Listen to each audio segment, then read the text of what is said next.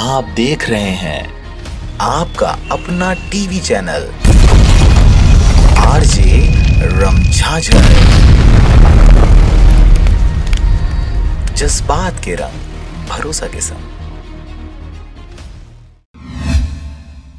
खबर है बिलासपुर जिले का, जहां पर पर्यावरण के नियमों को ताक पर रखकर चलाया जा रहा है कालिंदी प्लांट की जहरीली धुआं से रहवासियों का जीना हुआ मुश्किल। मस्तूरी क्षेत्र के मानिक चौरी में स्थित कालिंदी स्टील प्लांट पर्यावरण के नियमों को ताक पर रखकर चलाया जा रहा है।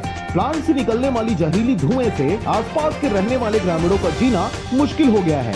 24 घंटे चलने वाले प्लांट का जहरीला धुआं लोगों के घरों तक पहुंच रहा है और लोगों के स्वास्थ्य को बिगाड़कर कैंसर जैसी बड़ी बीमारी होने के लिए मजबूर कर रहा है। कालिंदी प्लांट के जहरीली धुएं की चपेट में कुल 7 गांव के 10,000 ग्रामीण आते हैं, जिसका प्रभाव लगभग 10 किलोमीटर तक रहता है। दिन ब दिन बढ़ते वायु प्रदूषण को लेकर शासन चिंतित है। इसे कम करने के लिए कई योजनाएं चलाई जा रही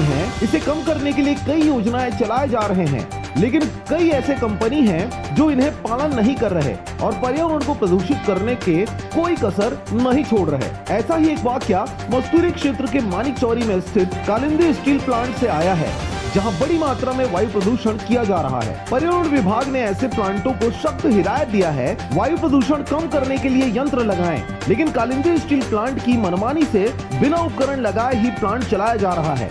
साथ ही प्लांट में पेयजल का उपयोग किया जा रहा है। इसी कारण क्षेत्र में पेयजल का संकट भी बनता दिख रहा है। और बहुत समस्या आती है, स्वास्थ्य के लिए परेशानी होते हैं, बहुत परेशानी होता है इससे।